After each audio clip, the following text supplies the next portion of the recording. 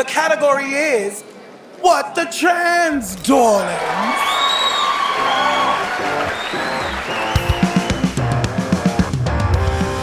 Hello, and a very time zone appropriate salutation to you, and welcome to What the Trans. What the trans? Nobody cares what fucking spread you spread on your bread. Am I right, Ashley? You are right, yes.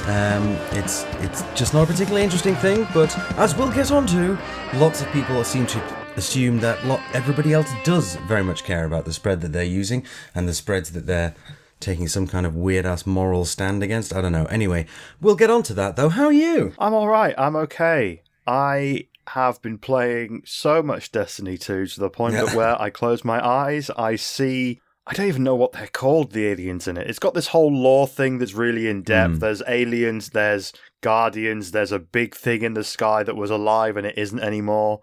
I don't even know if I'm spoiling the game for you or not. I honestly don't know what the spoilers are. Wasn't planning on playing it, to be honest, so... It's very complicated, but you shoot a lot of people. Okay, that sounds fun. Yeah, that's basically what I'm about at the moment, is just shooting a lot of people. How are you? Are you shooting people? Yes, and in fact, as you will no doubt recall, you and I have been shooting some people together as they try and take our treasure. Because we got a little crew together on Sea of Thieves, haven't we? Sea of Thieves is a game that I kind of overlooked when it very first came out last year, but at the moment I am all over it because there's myself and a small crew of other trans women, and we're thoroughly enjoying riding the high seas under a rainbow flag and pointing cannons at people until they give us all their treasure. So, yeah. Yeah, my particular party trick seems to be crashing our ship into the beaches and islands and rocks. That seems to be my thing. It was one time, but it was a particularly memorable occasion, I will say. But let's not just sit here and swap video gaming stories. I think there are several thousand other podcasts that will give you that. Oh, there are so many video game podcasts. But if you're going to listen to one video game podcast, I thoroughly recommend the Jimquisition, because trans woman Laura Kate Dale, yeah. She has several online pseudonyms that I keep getting mixed up. But yeah, she's on it. She's great. That's the only video game podcast you need. Listen to trans women talking about video games. It's great. But yes, we're a news show, is that right? I think so, yes. People tell us that we are. All right, well, I guess we've got to go and look up some news then. I suppose we should, yeah. And probably explain the references to sandwich spread at the start of this, because some people will be very confused. Perhaps, yeah. I was going to suggest we spread a few more of those jokes around, you know. See if we can butter up the audience somewhat, but yeah, I'm done. I love your pun game. I can't do puns. Some might say I'm pun terrible. See, I can't do puns. I just can't do them. That was unbelievably bad. Okay. That's really good. How do you do it? No, it isn't. That's the most obvious. Anyway, let's do the thing and spread our misery around somewhat. So, okay, there's a sandwich spread called Flora, which until recently had Mumsnet approved on its branding. It's a perfectly ordinary sandwich spread. It does the thing that people want it to, and it's not incredibly unhealthy. In that sense, a fairly inoffensive product. But not for some! As I mentioned, Flora recently pulled their advertising with the Prosecco Stormfront clan after people pointed out to the parent company Upfield just how gross and transphobic and kind of racist a lot of them are. None of which is particularly surprising, though, right? The fact that a company has decided to end its association with Mumsnet because of this sheer level of nastiness is not particularly surprising, and the people who are users of Prosecco Stormfront have gone all Pavlov's dog at this point, and they will just attack anything that slights them.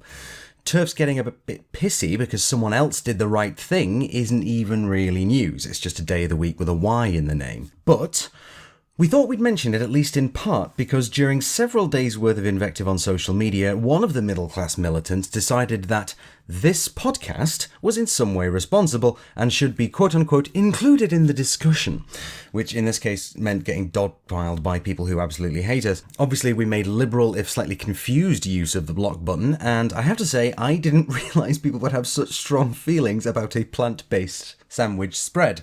And before anyone accuses us of being shills for, like, Big Plant or something, we don't have any association with Upfield or any of its subsidiaries. We just thought this whole thing was pretty funny. So yes, spreads are the newest thing that TERFs are loudly boycotting and posting all over social media. Oh, well, I don't use Flora anyway, and I've never liked it, and blah, blah, blah. We're still getting notifications about it just now. It's been like a week, and still getting people notifications announcing like it's a big thing.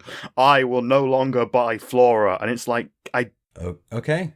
Cool, good for you. Nobody cares. Like, literally. Nobody cares. Like, this is like the thing that affects maybe a couple hundred people on Mumsnet, and that's it. Like, it's like those people on, on internet groups. But I don't imagine it's just limited to the internet, but on like Facebook groups or forums or whatever. Forums, show my age now. But where someone says, well, I disagree with this and I'm leaving. And it's like, okay. No problem. You don't have to announce the fact, you're not a flight going from an airport. You don't have to announce your departure. To the extent to which people are just like, all right, fine, go. And then naturally, the person is such that they'll be back within a few weeks. I just wanted to say that. So the unfortunate thing is, you kind of don't want to give it the time of day, but there has been a certain amount of TERF nonsense this week because a couple of other big names have been out and about. So naturally, nobody's favourite person, Posey Parker, chatted to a white nationalist, Jean-François Grippet, who he wants a white ethno-state. Literally, this guy is a Nazi. So Mumsnet and its users, Prosecco Stormfront and its users thought that was brilliant that she did that. Not for the first time. That this level of bravery and straight talking has been, discussed in approving terms by those particular people. And it's, you hate to kind of go all argument by association here, but I think when the association is literally Nazis, I think it's got merit. Yeah, don't talk to Nazis. So, like, the only acceptable way to communicate with Nazis, as I've been taught, is to shout things or throw things, right? Like, you don't sit down with them for over an hour on their YouTube channel and talk to them like they're reasonable, because they advocate genocide, essentially. Even the ones that claim they don't. They advocate genocide, at best, in a roundabout way, or in most cases, directly. And Jean-Francois is one of these particular bunch of bastards. So it's amazing to me how people are surprised that Flora decided to pull away from these people. It's truly incredible. I don't know what they were thinking. Yeah, exactly. And chances are it's a relationship that developed a long time ago before it essentially became Combat 18 for middle class people. But there was another one as well, of course. So Linda Bellos, who is a well-known, feminist activist, more or less started Black History Month in the UK, who was, as we're going to talk about in a little bit of depth later on, the events in the Supreme Court in the US this week. She was there outside protesting against LGBT equality alongside literal white supremacists, which is just astonishing. That fall from one position to another has been, I know that's been very painful for a lot of people who very much appreciated and respected the work that she's done in the past, which was objectively good. And now there is this. And this person who seems to be willing to cut the nose off to spite the face because she hates trans people so much, is willing to protest against all kinds of LGBT equality just in case we get some of it because we're so twisted and evil or something. So yeah, they're a Nazi bunch. So yeah, I mean, I don't really think there's anything more that we can go into with this. Basically, they're bastards, and all the people saying, I'm going to stop buying Flora, but I'm going to keep using Mumsnet. I mean, they're not really worth bothering with, right? I mean, it's not like we're going to go out and say Flora are trans allies. Like, they're a big corporation who are always have an ulterior motive that is pretty obvious under this capitalist thing we've got going on. Mm-hmm. But Mumsnet's full of fucking people that are fine with Nazis and stuff, so Hooray! maybe stop using Mumsnet. You don't have to buy Flora, but maybe you should quit Mumsnet, people. It's bad. It's bad. I don't think you and I saying that is going to reach anybody that really needs to hear it, unfortunately. And no, because we're not talking on a white supremacist YouTube stream. That's very true, actually, yes. And on that note, I think we've given them enough time. Let's rattle on, shall we? So, yes. Oh, it's me. It is you, darling, yes. Fair enough. Okay, let's get on to some real important actual news. So, So on October 14th, the government announced in the Queen's speech that they intend to enact voter ID laws that would mean UK voters would have to show photographic ID in order to be allowed to participate in democracy and vote. Our American listeners will know that this is a classic voter suppression tactic. Getting photo ID costs money. And not everyone has a lot of money lying around. And not everyone has a passport or a driver's license, and it's often the more marginalised and poorer sectors of society who can have difficulty obtaining these documents. According to the government, the move is intended to prevent voter fraud, something which is almost not an issue at all. Out of a total of 32 million votes at the 2017 election, there was one person convicted of voter fraud and 8 others put under a caution. 8 out of 32 million. That's... Yeah, it's vanishingly small, not even a rounding error kind of thing, but yeah... It's basically none, right? It is statistically 0. According to research by the Electoral Commission in 2015 that was reported by the BBC and many other places around all of this, 3.5 million voters do not have access to approved photo ID. The BBC reported that the research suggested that women, black people, and many other marginalised groups are far less likely to have photo ID. These are also groups who are far less likely to vote Conservative, which just so happens to be the party that racist liar and Prime Minister Boris Johnson is the leader of. Funny that. The government has defended the plans by saying that they will provide free photo IDs through a scheme, but the specific details on how this will work are yet to be revealed, and it isn't a huge leap to assume that many older people and less plugged-in people will still find themselves on polling day showing up and getting turned away. If this does come to pass, trans people are especially likely to be left out in the cold, as any trans and non-binary person listening will know how much of a pain in the arse getting ID actually is. Currently, to get a driver's license or a passport changed to reflect your true gender identity, it is totally impossible for non-binary people for a start, as the government announced many months ago that they do not see a need to legally recognise non-binary people. Brilliant. And for trans men and women, getting a driver's license or passport change requires a letter from a doctor from a gender clinic. This has been enforced patchily at best by the sounds of things, and many trans people have been successful in getting their documents changed without the letter from the doctor. But it's basically a crapshoot. Sometimes it's needed, sometimes it isn't. Who knows? Either way, it is not hard to imagine staff at polling stations challenging a whole bunch of trans people, even if they do have the correct ID, and even if they do look like the person in the picture. Because the staff at polling stations are basically volunteers. I don't know exactly how much training they're going to get around this, so it is incredibly likely that a lot of trans people will be turned away if this becomes a thing. The good news, however, is that this new scheme can only be enacted if the House of Commons votes on it, and currently the Conservative government is 45 MPs short of a majority thanks to Boris Johnson firing half of them a few weeks back. This still amuses me. Please carry on. Oh yes. Leader of the opposition Jeremy Corbyn has been incredibly outspoken about his opposition to the proposed plan, so it is highly unlikely that this will be introduced before the next election. But if racist liar and Prime Minister Boris Johnson was to win the next snap election, this could very well come to pass. Rock and roll. And the problem is that this is a very, very concerning announcement. It's like, oh, we're going to do voter ID laws. And everybody with like an ounce of sense and history and just looking over the Atlantic will say, well, this is just straight up voter suppression. There's kind of no way around it. As you say, most of the people that have much more difficulty accessing ID for whatever reason are quite a lot less likely to vote for the Conservative Party. But we don't know when, and indeed if, this could even happen.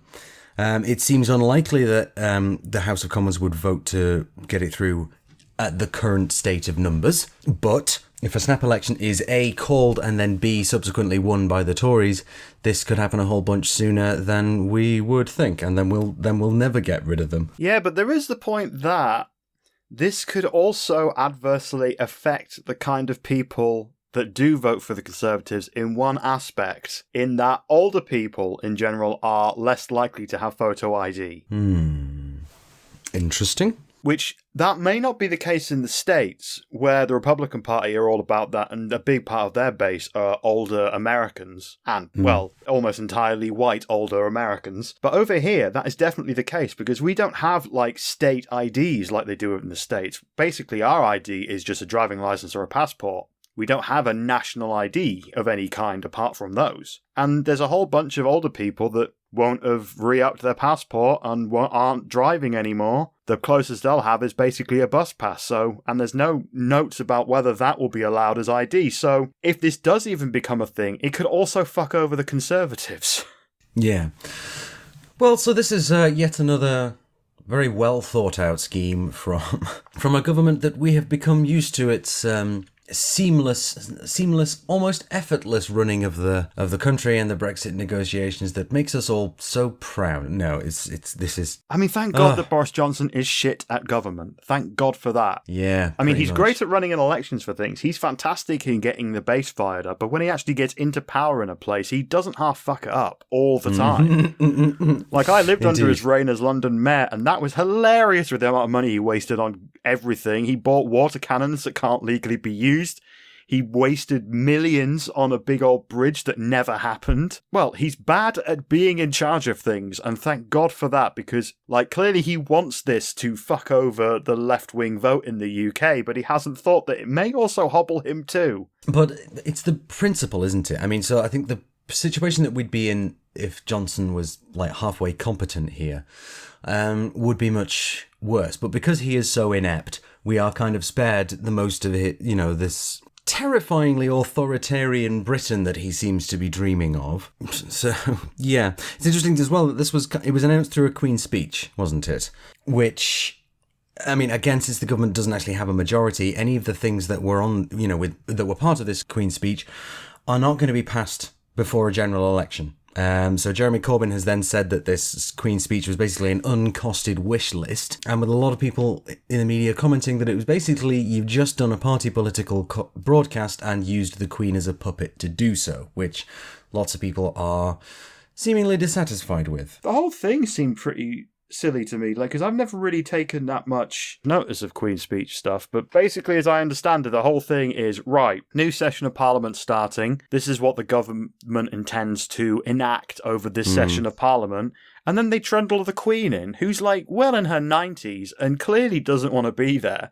Yeah. They prop her up on a throne surrounded by all these people who are dressed like really odd-looking birds. And then she stands there and reads this whole list of stuff that somebody else has written. And then with this added facade that, like, none of this stuff can get passed because the Conservative government has a working majority of minus 45 MPs. The whole event was a complete fucking joke. Like, everything announced is basically stuff that's going to happen after the next election. So Corbyn and all of those people in the media are right. This was a party political broadcast for the Conservative Party. And they got the Queen involved, who didn't look like she wanted to be there. Like, she's got to the age now where she can't even wear the big old crown on her head because it's too heavy. Like, it's too heavy for somebody in their 30s to wear without causing, like, neck problems, let alone someone who's well in their 90s. I'm sure there's some kind of synonym or some kind of phrase that we could make out of that. Can't think what it might be, though. Anyway, listen, write to your MP, get registered to vote, all of that stuff. If you've got the kind of capacity for it, write to your MP, ask them to raise their voices in protest at this, transparent attempt to cling on to power. Yes, and as much as it is unlikely this will be a thing in the near future, it could happen in the next few years. So now is the time to get your IDs sorted out just in case, if you are able to. So if you've got that doctor's letter in a drawer somewhere, maybe now is the time to take it out and start getting that driving license and passport sorted out so you will have a voice at the next election after this one. Hopefully this will never happen, but it's better to be safe than sorry and secure your place in democracy now so we can continually try and kick these fuckers out of Parliament. So we can carry on having a democracy. Exactly. And we will provide links in the descriptions on all of the different things so you can figure out how to get your ID and also all the information based around the voter ID law so you have all the facts going forward. Yes. Sorry, I just need to get off the high seas. Save that for Sea of Thieves tonight. I will. So, next up then, there was something that was missing from the Queen's speech, and that was, of course, Gender Recognition Act reform, which was being talked about once again in the media very recently, although we've got to admit the reports that were being tossed around in the media at that point were quite conflicted. On the 6th of October, it was first reported in the Mail on Sunday that Women and Equalities Minister Liz Truss has kicked GRA reform into the long grass due to, and I quote, the rising number of under-18s identifying as trans. According to the Mail, they had information from a source close to the minister that was claiming that GRA reform would only be looked at after the next election and probably much later than that. This report also claimed that number 10 enforcer and unrepentant bastard Dominic Cummings personally handed Liz Truss the brief for Women and Equalities in an attempt to strangle the issue, as he knows that Liz Truss is against the idea of trans people, and particularly trans children, existing. The story itself was very typical of the Mail. It implied several times that children as young as 3 were to be given hormonal treatment and other complete fucking rubbish that never stops being infuriating to read, because nowhere on earth does anyone in trans healthcare essentially advocate giving toddlers hormone blockers or HRT. But I digress. Fuck the Mail. Later on the 6th of October, though, several news sources, including Metro, Pink News and The Independent, all came out with reports claiming that the preceding reports from the Mail were not true, and that the minister had not at all kicked GRA reform into the long grass. Don't know where that phrase came from, but I hate it. I only ever hear it in this context, and I'm sick of it. According to Jess Glass, who is a reporter for the Press Association, a source close to the minister said that the Secretary of State is committed to following through with the consultation in due course. So in due course is another phrase that we've heard again and again as we keep trying to get people to confirm when this is going to be. I am working on a government office press release bingo. Yes. In the long grass, due course. In due course, yeah. Will of the people. Yeah. Protect interests of, safeguard women's interests and safeguard interests of different groups. Oh God, there's so many. So what does all this mean? Basically, we have no idea. So we here at the podcast did reach out to the Government Equalities Office, but didn't hear anything back. Usually they've been very good with responding to us, but we have actually been changing over all of our old Gmail email address to a fancy new posh one, so that's possibly why. But we'll keep plugging away to get answers from them. And there is one thing that is true for sure, which is according to a Pink News report back in April 2018 by Nick Duffy, Liz Truss came out on Twitter defending Mumsnet's transphobia and hailing their commitment to, you've guessed it, freeze Peach. So with Brexit and a far more right-wing government, and the fact there have been 5 different women and equalities ministers over the last 5 years, and with the latest one being apparently fine with anti-trans hate speech, it's kind of looking likely maybe that the GRA reform that we all so desperately need is nowhere in sight. So that's, unfortunately, a slightly disappointing news story. But the thing that we have been trying to encourage anybody with the capacity to do is write to your MP about it. Keep the pressure up. Keep it a live issue. Keep talking about it in constituency surgeries if you go to that. If you go to those in your area. There's no point just giving up and letting them forget about it, because that's, in a way, would be an ideal outcome for them. It's like, well, the community have stopped asking us about it, so we can just quietly drop it and never talk about it again. So let's not do that. Let's keep it in mind, keep it in the forefront of their minds, and keep plugging away at it. All go mad from despair. Won't that be nice? There's no other options, really. We've got to keep plugging at it. Because I think they are going to be, admittedly, very, very busy with everything that they have brought upon themselves. Ugh, this fucking government, Ash. I despair. But they're going to keep focused on the big thing, and this is a very, very important issue. There's been some people in the trans community who have said that maybe we should drop this and focus on a lot of other areas, and I can see the logic behind it, but at the same time, there's no reason why we can't do both. There's no reason why we can't campaign for GRA reform that will be of an absolute benefit for many people, and also campaign on better healthcare provisions for trans people, better mental health provisions for trans people, and dealing with the rising hate crime numbers, because hate crime's been going up steadily. There's been another report recently that hate crimes have gone up 38% against trans people in the last 12 months alone. That could be because of better reporting, or that could be because of how much anti-trans stuff is in the media right now. Our money, I think, is on it being a bit of both, am I right? Yeah, I would agree. So we can campaign on many different issues at the same time, and I still believe this is very important, because the simple fact is we need GRA reform because of things like the Freddie McConnell situation that we reported on last time, where he is very much a man who gave birth to his child, but is now being recorded on the birth certificate as the mother, as a female. And I think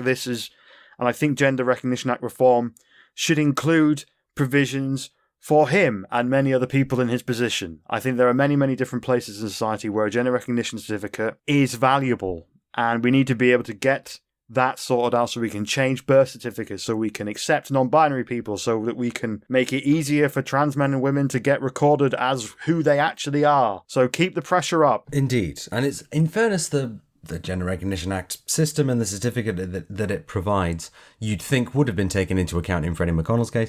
The issue is that that's really difficult to access. It's expensive. There's that spousal veto, which you might have read about, which is to do with people who are already married and their spouse can essentially stop their treatment, stop them from identifying as trans in an official way, unless they dissolve the marriage or whatever. So the GRA it's just not fit for purpose, and the government's handling of it has been described by opposition MPs as a fucking disgrace, and it is. There's no getting away from it. It keeps being correct, but they will get away with not doing anything about it if they think they can. So we need to keep pushing for this, along with bloody everything else that we need to keep pushing for. Gosh, we do seem to have a tremendous selection of number one priorities, don't we? Hey, this is Michelle just dropping in some updated information on this, as there was some developments after we finished recording. So on the 16th of October, Pink News held their annual awards that took place in Speaker's House of the Palace of Westminster. And it was here that another wrinkle has been added to the GRA reform issue, where former Women and Equalities Minister Penny Mordaunt gave a speech upon jointly being awarded the Politician of the Year award with Jess Phillips of the Labour Party. In the speech, she heavily hinted at the results of the consultation that took place a whole year ago, and had a very strong message for the current Women and Equalities Minister, Liz Truss. So here is the clip. And finally, and in particular because of some of the things that have been said tonight, I just want to adopt my role as Chief Morale Officer, as I do in the Royal Navy, and just say a few things which I hope, will provide you with some comfort. One of the privileges of doing this job is you learn many things. And one of the things that I have learned in the 5 years that I was a minister, and in particularly at the GEO, including seeing the GRA consultation through, is that above all else, the great British public are actually collectively very good people indeed. They care about each other. They care about you. They care about us. They want people in this country to thrive. They want people to love and be loved, and to be able to live their lives to the full. They are kind. They are pragmatic. They are thoroughly sensible individuals. And I speak as someone who has the advantage over you in that I have seen the results of the GRA consultation. So my advice to politicians is twofold. First, to those of us in the room, we need to work together more. We need to support each other more, whatever our political differences, whatever party we represent, because on these issues, our country needs us to.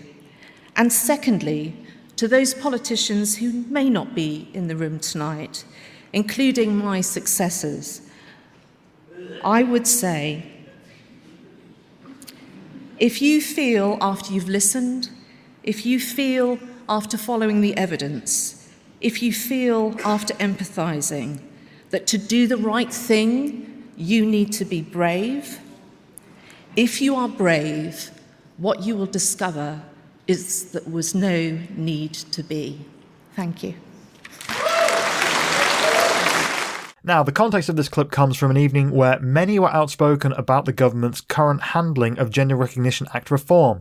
Speaker of the House John Bercow declared that trans rights are human rights and spoke out in favour of reform, and Shadow Minister for Women and Equalities Dawn Butler came out all guns blazing by saying, and I quote, "Who gives a shit? Just amend the act already. 108,000 people contribute to the consultation. Just amend the goddamn act." God, we love Dawn Butler here. But I wanted to highlight Penny Mordaunt's speech here because this is someone who has hinted that the results of the consultation have indeed gone trans people's way. And she made very clear her feeling that the current Women and Equalities Minister Liz Truss should act on the results of this consultation. Further to this, Dawn Butler shared on her Twitter a clip of the current Women Equalities Minister answering Butler's questions around the consultation and potential reforms, whilst Butler was also making the point that hate crime reports against trans people are on the up. So here's a clip of Liz Truss's response.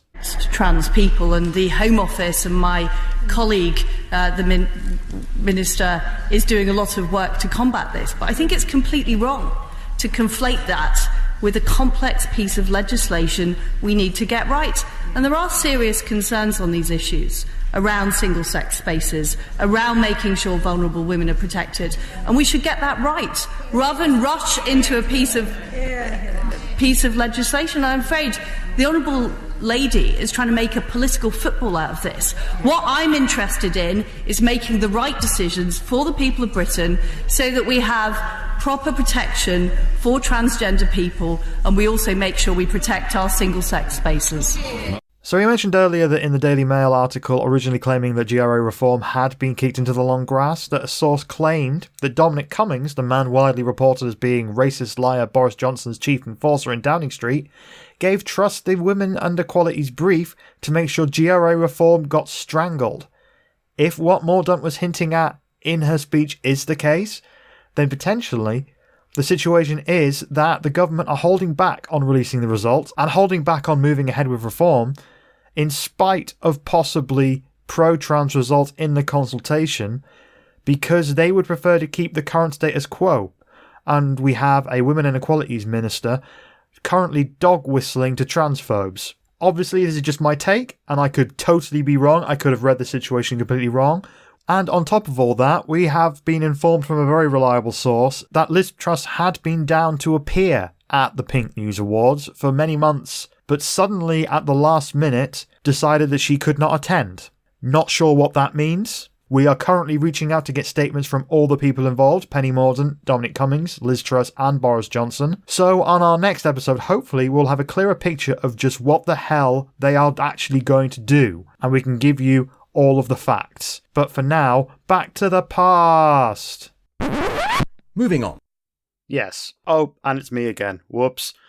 Okay. So on the last episode, we went deep on the US Supreme Court hearings in regards to workplace discrimination. For those that may have missed it, here is a brief summary, a very brief summary of what was happening. So the US Supreme Court were to hear 3 cases, 2 featuring gay men who were fired for being gay, and 1 case of a transgender woman fired for being trans. In these cases, all 3 were arguing that under Title VII of the Civil Rights Act, the very same Civil Rights Act that Martin Luther King Jr. and all of his people were campaigning for back in the 60s, they're arguing that under Title VII of the Civil Rights Act, they are protected from being discriminated against due to sex. In that, if the 2 men who were attracted to men were actually women who were attracted to men, and if the trans woman was born a cis woman, they would not have been fired, as they would have fit the more traditional stereotypes based around their sex assigned at birth. The opposition, who were representing the employers, which was made up of the Alliance Defending Freedom, a Southern Poverty Law Center designated hate group,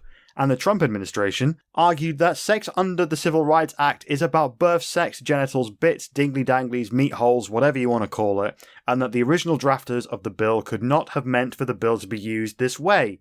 Also, religious freedom and other such nonsense. Well, the 3 cases were heard on the 8th of October, and we have read the transcript from the case regarding trans woman Amy Stevens, and we will, of course, link to this in the description so you can read it yourself. It looks terrifying. It's 70 pages, but it's more like 70 pages of a movie script, the way that they've done it. It's like double line spaced. The actual writing takes up only half the page. I'd say it's more like 20 full pages of A4, which isn't that much when it comes to Supreme Court documents. Let me tell you, I've read enough of them at this point. But here are the main takeaways that we got from reading the transcript of the hearing. There was a lot of talk about shelters, toilets, showers, basically sex-segregated spaces. They came up a whole bunch, which was surprising because the case was predominantly about Amy Stevens' right to wear the female dress code stuff at her former employer, Harris Funeral Homes. There was a trotting out from John Birch, the Harris Funeral Homes lawyer who works for the Alliance for Defending Freedom, of the age-old trans woman with a beard showing up in a women's showers thing. This was talked about at length by the justices, which was really surprising to me because, again, this was not about that. That's like, so with it being an employment case, and they're just constantly talking about toilets. It's like, how much time do you think the employees are spending in the toilets, right? Because if the entire case that you've got as the Alliance Defending Freedom or whatever can be reduced to kind of things about, ooh, well, toilets, then what are you even doing? Like, are all of your employees literally working from the toilet? That's the only explanation for them to care so much about what goes on there, right? So I think they were trying to they're trying to scaremonger. Yeah, they were trying to do some of the old classic bathroom panic. That's what they were trying to go for when I got the impression they were that the Alliance for Defending Freedom lawyers and the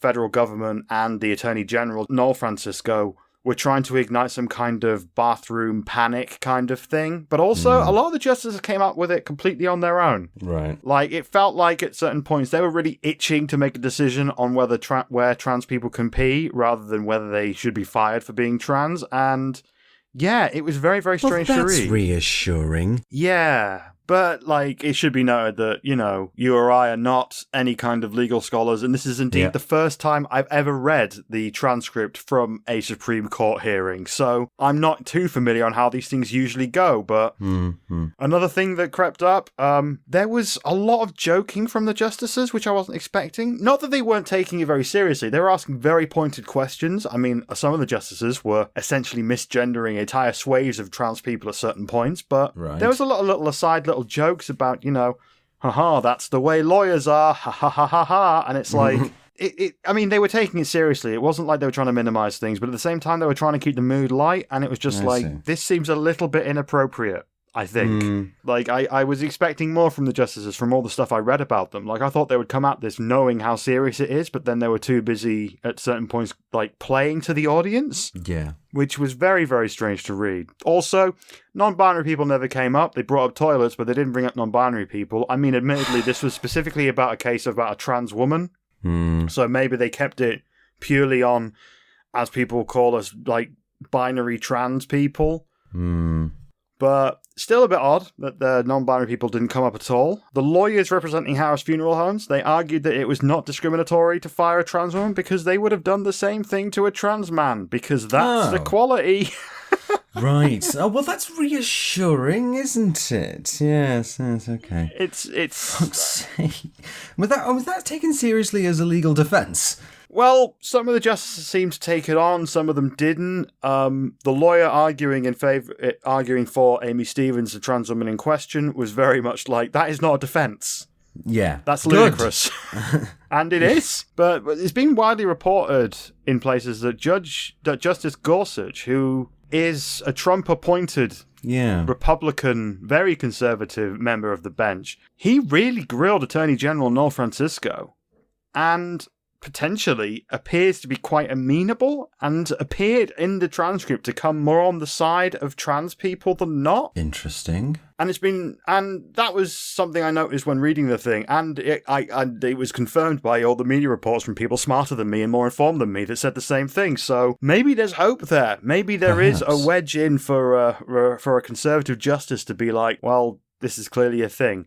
But then he also did say at one point that maybe this is something that the Senate should decide on. So he might decide that, you know, throw the case how, or God knows what. I'm not entirely sure. Yeah. But yeah, what are your thoughts on all this? I mean, so we did, when we, took that deep dive into the Supreme Court goings on, I think we did raise the possibility that people might not vote the way that you might expect them to from their, profile and background and whatever. So that about that particular justice is kind of not surprising, but also it is, because like in something like this, which has kind of, discussion-wise really split itself out and become extremely polarized, I was kind of expecting the justices to be the same, but perhaps, I don't know. But so the case has been heard. When is the ruling announced? Sometime early next year. Yeah. And I don't really see there being that many developments in between, because this kind of thing, they're usually just going to go into a bunch of rooms, have a bunch of meetings, read a whole bunch of big leather-bound books on legal precedents and stuff, and formulate a very, very long opinion that will be written by probably John Roberts, because he seems to write a lot of the opinions of the court. But not always. It seems to vary. But yeah, I don't really expect any more movement on this for at least a few months. So we'll keep on it. If there are any more things that need to be talked about, we will let you know. But honestly, don't be surprised you don't hear about this until the court decision comes down. So, last little bits on that particular story. So, Caitlin Burns, who is a journalist covering it for Vox, she's written on this extensively. We'll put a link to that in the description. And this was, of course, the event that Linda Bellos was outside protesting with Wolf, the Women's Liberation Front, I think, as they call, which is different from the Liberation Front of Women and the People's Women's Liberation Front, all of which, because if you get those three groups together, they just start fighting each other. Yeah, it should be said that the Women's Liberation Front have had no trouble teaming up with far-right groups in the US to fight against trans equality. They claim to be a feminist group, but if you look at their website for 5 seconds, you see that they almost never talk about abortion rights or any of the other things, the wage gap or any of the other things facing women, trans and cis. They just focus on trans people all the time. And Linda Bellos was there, talking with the bad ones. So again, amazing to me that Flora decided not to be associated with Mumsnet and the turfdom. But anyway. I'm so shocked. Yes, absolutely. That's pretty much all we have to say on that. And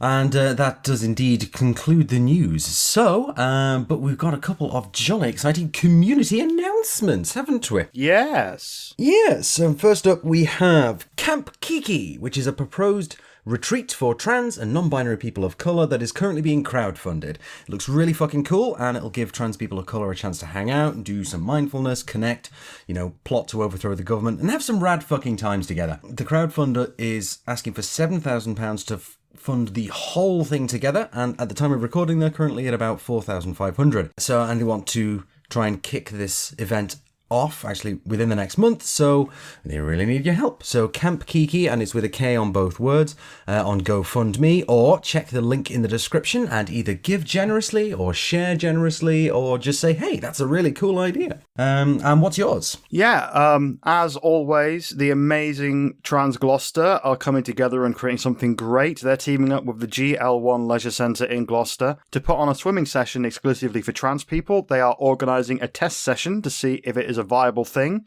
So if you want to swim in the Gloucester area but can't because, you're all trans or non-binary and swimming pools suck, it is important that you buy a ticket and attend so they can test and make sure that this whole thing is viable so it can become a real regular thing.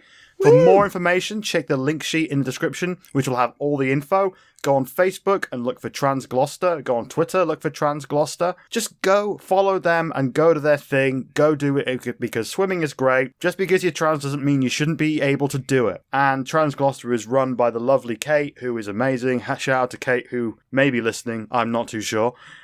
She's great. She's lovely. I'll put all the links in the description so you can contact her if you have any questions. Go do the swimming because this is such a great DIY put together little thing that they're doing to really address a need for the community. So yeah, go buy a ticket. Absolutely. So next. All right, let's head to the meat. And in the meat today, we are going to talk about non-binary phobia, NB phobia, or is there a better word for it? Let me try and figure that out and ask our guest. Today we have May Bowen, Canadian podcasting non-binary person, pronouns he or she. And also joining us we have Theo Hendrie, pronouns they, them, a YouTuber from the UK. Hello, everyone. Hello. Hey, how you doing?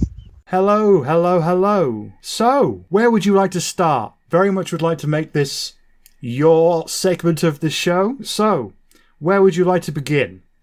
I would actually like to say I prefer to just say NB hate or NB missia. I'm not a fan of calling things phobias.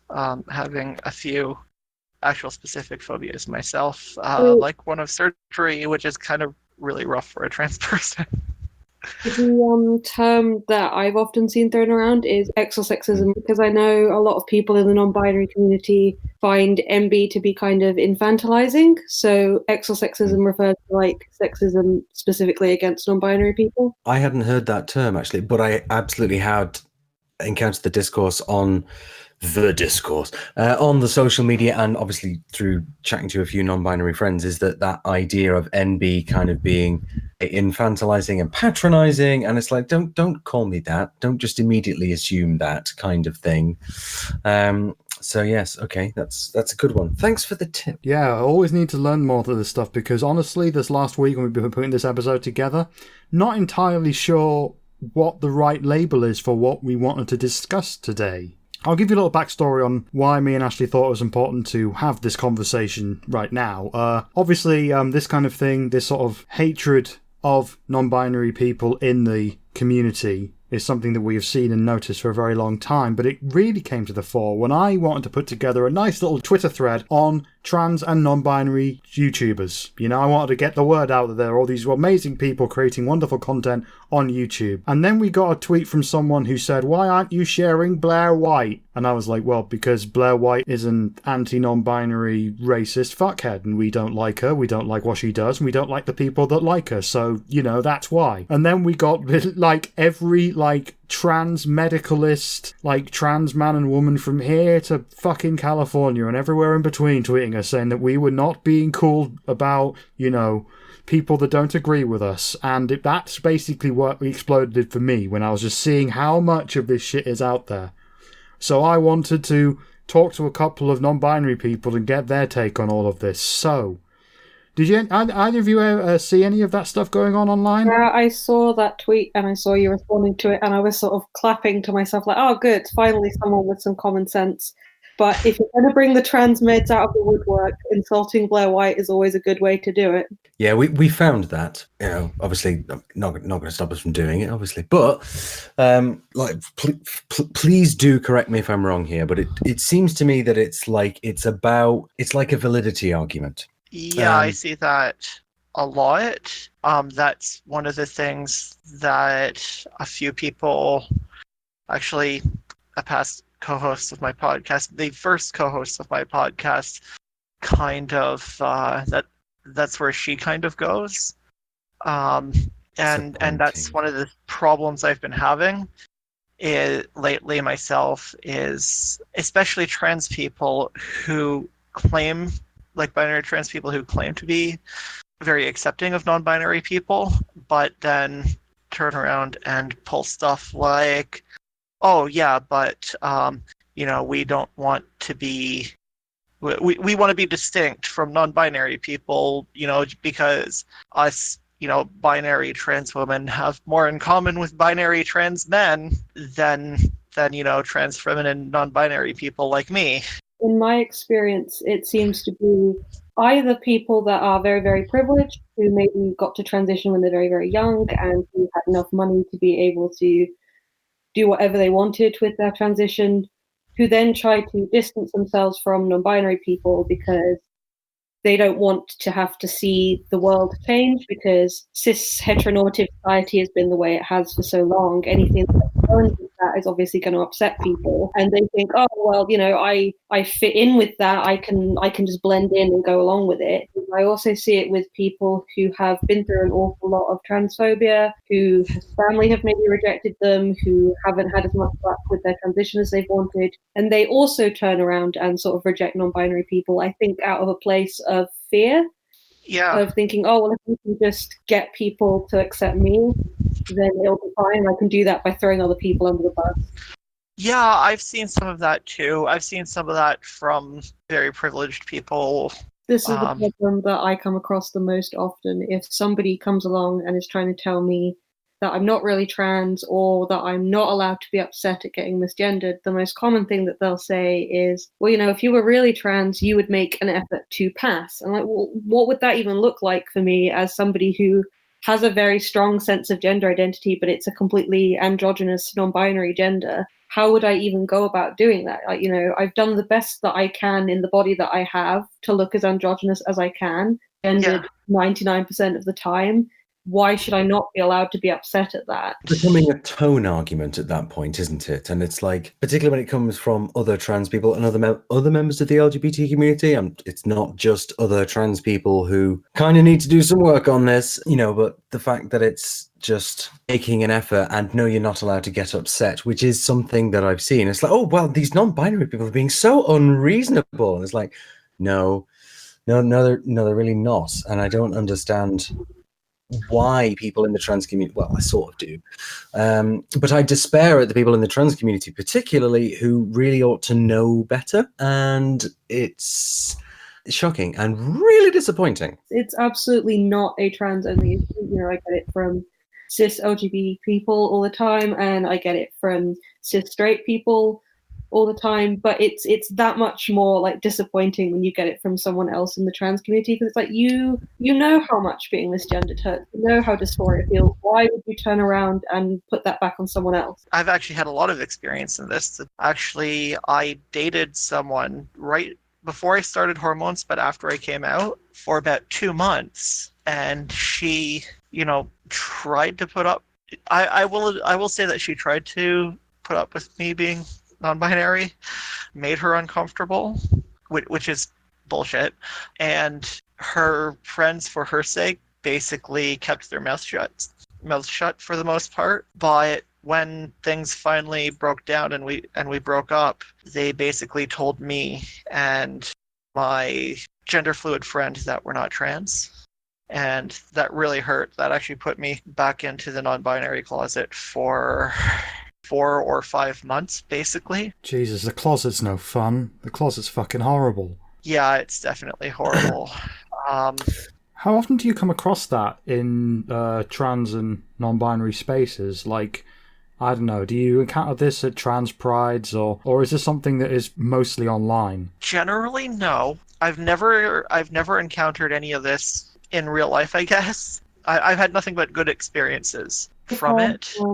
Cis people say this to me in person quite often, but not so much other trans people. That tends to be mostly online. And from cis people, it seems like it comes from a misunderstanding of what being non-binary means or what being trans actually means. I've had people say, oh, well, can you not call yourself trans around me because that's insulting to my friends? You haven't been through the same stuff that they have. And I'm like, well, what do you think I haven't been through? And they're like, oh, well, you don't have gender dysphoria. I'm like, yeah, I do. Or, oh, well, you don't want to transition. It's like, yeah, I do. And it's just complete and utter misunderstanding of what any of it means. Yeah, there is a lot of misconceptions and misunderstandings. I get it more from trans people than I do from cis people. Most of the people where I live are generally pretty accepting. Even if they're not necessarily understanding, they are just like, okay, I don't get it, but whatever, you do you kind of thing. But yeah, I mean, take me and any binary trans woman, and we're being, trans feminine is concerned, we're going to have pretty much identical experiences. The only real difference is my dosages of testosterone blockers are a little bit different. I'm not on quite as high doses than binary trans women would be, and my surgery is going to be a non-binary surgery. I've been quite lucky I'm out as non-binary at home, at university, pretty much everywhere in my life, and I've been very lucky that people don't necessarily tend to understand it straight away, willing to sort of quietly go along with it when they meet you in person. If they've seen me out and about, they can understand that I'm just a person like anybody else, and so they can kind of sit back with their discomfort and get used to it and then accept it in time. Whereas online, it tends to be a lot harder because people just have this gut reaction of, oh no, get it away from me. And that's when you get people saying horrible things. It doesn't really help at all in the current climate, shall we say, where there is so much misinformation, misunderstanding, and like outright lying, really, about the trans community and the non-binary community, all things together, in so much of the mainstream media. So India Willoughby was on television earlier today saying that she didn't want to be considered trans anymore because what was the reason that she gave? She's embarrassed by the 100 gender people.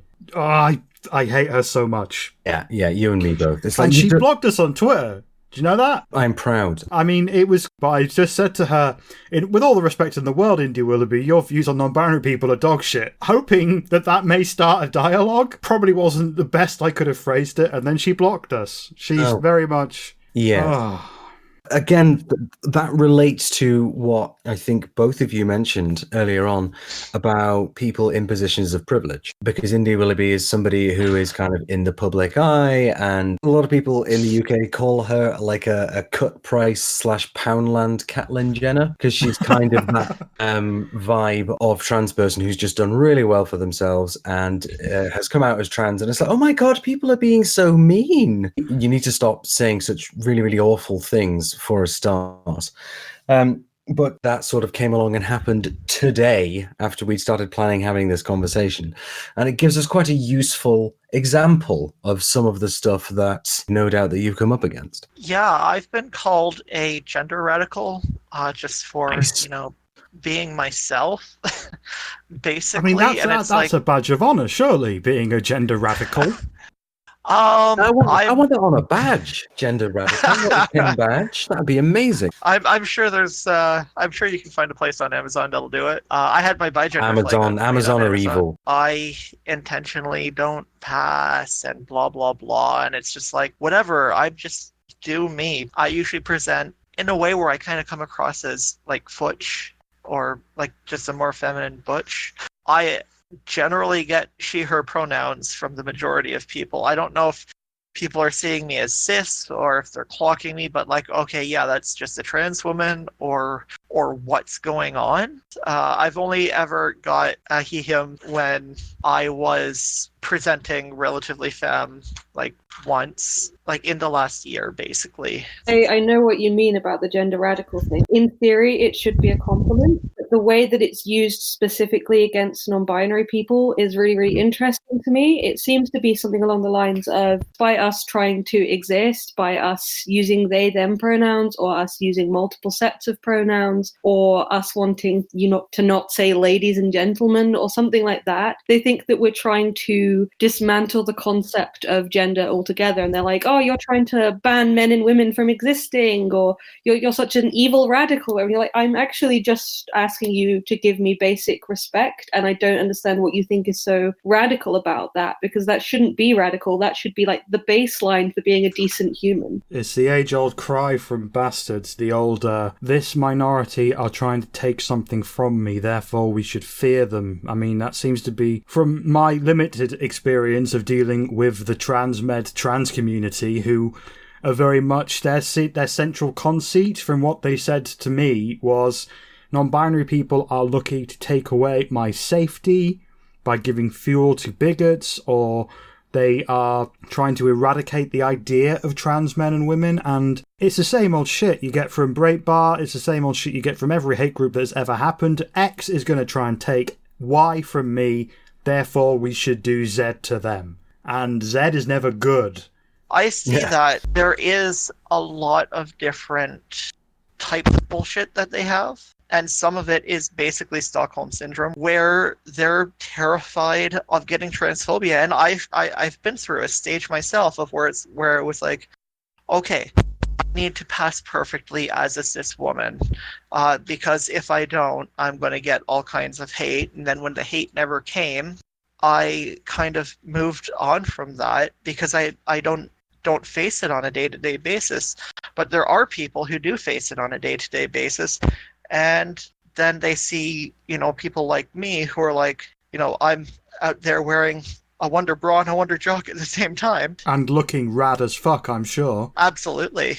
And they're like, why is this person doing this? This person is just this is weird. This person's just going to get more hate sent towards me from the transphobes. Yeah, I get the thing, especially with the blue hair. That's always a favourite one for people. Oh, you've got blue hair. You're like the exact trans trender stereotype. I had this before I came out. Like, it's just, let me have this. Blue hair's awesome. I just dyed my hair green. I'm so happy with it. If that makes me a trans trender, I'm a fucking trans trender, and proud, damn it. It kind of shows up the bollocks of the arguments, essentially, because they're saying, oh, well, so people that can change gender from, as it were, binary male to binary male, those people exist, but anything in the middle, no, that's not allowed. I've always wondered about that. It's like, if you can understand how somebody as one binary gender could be all the way over there as the other binary gender, how can you not understand anything that could come in between that? Like, how does that work. Is there not some sort of cognitive dissonance here? It's like, okay, so you get that, so why not then embrace this thing which clearly exists because these people are walking around and, agitating for their rights, as they well should be, frankly. But then to say the people that would stand against both the trans and non-binary kind of elements of the community are the ones that are saying, people who are saying things like, oh, well, non-binary trans trenders in their blue hair. Like, I'm a trans woman. I probably fit into quite a lot of the same privileged, quite binary boxes as a number of quite problematic people do, but I've had blue hair, for goodness sake. Why people are trying to make it seem as if anything different is dangerous, and even just something as simple as dyeing your bloody hair, and suddenly they can try and discredit that and needle that and make it seem like anybody that does that isn't to be taken seriously about anything. Have you noticed that whenever they do that, their hair looks shit? I know, right? These people need a stylist, frankly. When they're even willing to show their faces. That's also true. Very good point.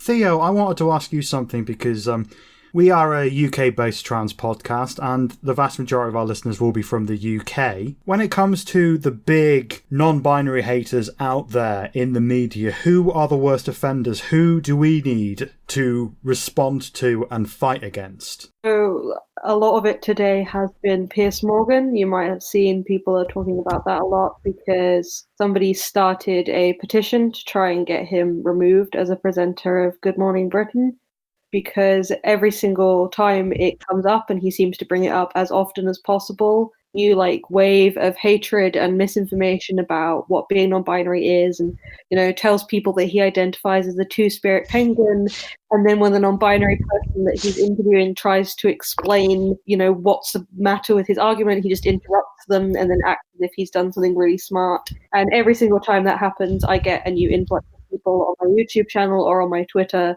shouting at me, telling me these things. You're just this delusional snowflake. Oh, well, you're a penguin, then are you? Over and over and over. Unless we get rid of that kind of bullying, and it isn't just him, it's a whole bunch of different people in the UK media. He's just the one that I notice the most, and especially because of today. But unless we get rid of those kinds of people, that misinformation is going to keep getting out there and sort of whipping up this hysteria that doesn't need to be there, because at the end of the day, we're just human beings. We're actually all different, have different personalities, different interests, are not that difficult to get along with. Yeah, I think you've hit all the nails on the head there. When it comes to our listeners who are out there right now, the vast majority of them are very, very lovely people. I think it's safe to say the vast majority of them either identify as a transgender man or a transgender woman. What would you like to see from them? What would you like to see from people like me and Ashley?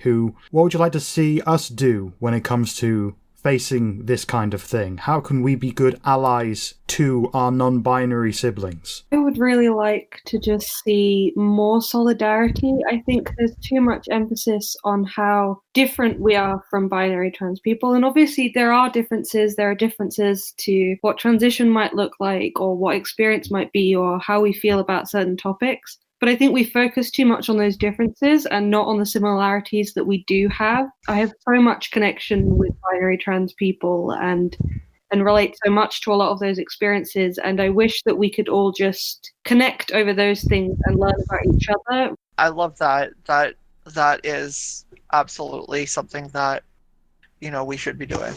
Yeah, because we have so much more in common than not. We're all born and feel a bit weird and wrong in certain ways, and we seek to address those needs. There's some diversity in the needs, but it's the same fight that society thinks that we're one thing that we aren't, and unfortunately it has to be a fight right now to get those needs met. But I think a key part of that is we've got the same enemies, right? The same people that would seek to do harm to trans people like you or me or India Willoughby will absolutely execute that harm on whoever in the trans community they can get their grubby little hands on. And it's so by saying, oh, if I throw people who are different from me under the bus, I will be in some way protected, is just, it's ridiculous. It's wishful thinking, frankly. Just to say, this conversation has actually made me rather sad that there are so many trans women like me who are just getting it so wrong. I think in fairness, equally, there are plenty of non-binary people who are getting things very, very wrong about trans women and who have a lot of trans misogyny that they need to work through. I don't think we can put this on one group. Maybe, but it's just I've never seen that. That's never happened to me, and it seems. I'm not saying it doesn't happen. I'm just saying that like the more obvious problem in the community seems to be this undercurrent in certain circles that if you don't have dysphoria, then you're not trans, and that non-binary people, you know, are making the fight harder, when the people that are making the fight harder are the Glinners, the Piers Morgans, the Blair Whites, the India Willoughbys. I would say that I might have been there a little bit before I realized I was non-binary. Yeah. I was like, wow, trans women other trans women are kind of weird. Like, why would you want this or why wouldn't you want that? But now it's like, okay, I know that I thought like that because, you know, I'm not that, I'm something else, and I understand that now. But you know, if you have yourself figured out to that extent, to the extent that I do now, and you're still going on about that, it's like, no, now it's just intentional. But that was just me projecting what I thought was a similar identity onto other people who had a completely different identity. But what I like to see is just support. Like, you know, people being like, however you identify, whatever labels you use, you know, you do you. However you want to transition, you know, that's great. Support us. Be like, okay, awesome. I think the frame should be, although this could be binary trans woman poking her nose in where it isn't wanted, but I think the discussion should be around needs being met. For example, your needs are very different from mine, but no less valid from mine. You need different things to get to that base level of not feeling bad. Yeah, exactly. And I know where I want my levels to be. You know, I don't want my testosterone as high as it was. I know where I want to be. So that's about all the time we have for this. May, Theo, where can people find you online? I am on Twitter at May Bowen 64. I also have it's kind of on hiatus. I have a podcast called the Nuanced Nonsense podcast. There is a lot of good content on it still. Theo? You can find me at my YouTube channel, which is just Theo Hendrie, or you can find me anywhere else on the internet as at GenderPunkSap. Or if you'd really like to, you can find my book on Amazon. Sorry, I know Amazon's evil, but it's all I've got. It's X Marks the Spot, and it features a lot more non-binary people if you'd like to hear from some more of us. Awesome. Thank you very much.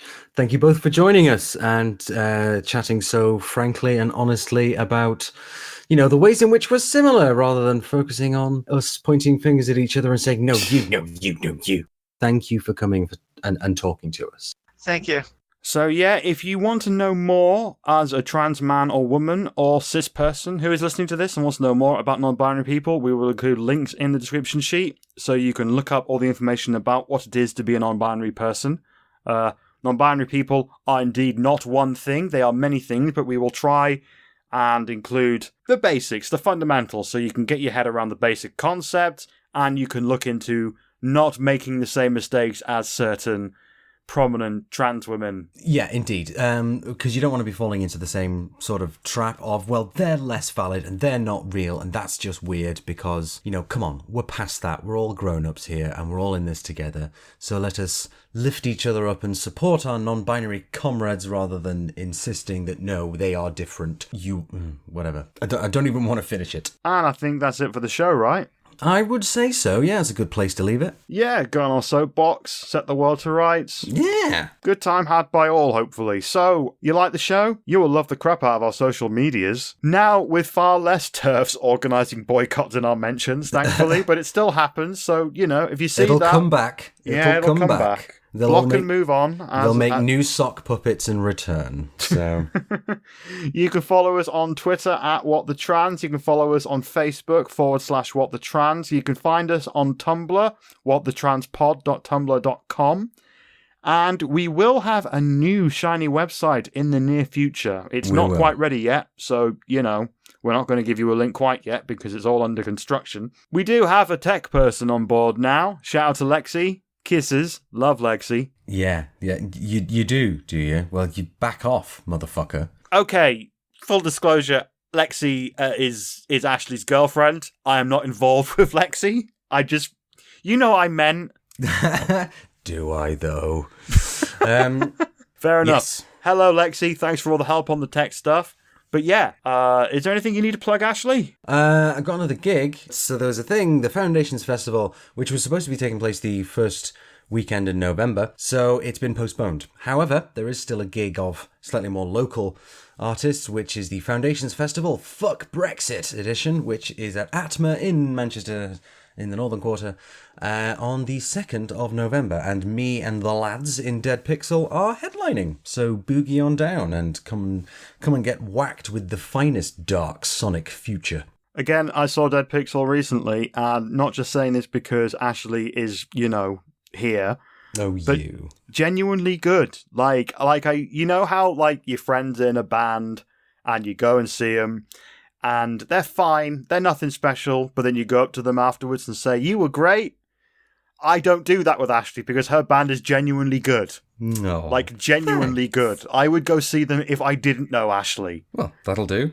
Yeah. Yeah, it's good fun. And it's super trippy. And so if you're there, do come over, pop over, introduce yourself. I'll give you a flyer for the show, I guess, because that's, that's how superfluous I seem to be at the moment.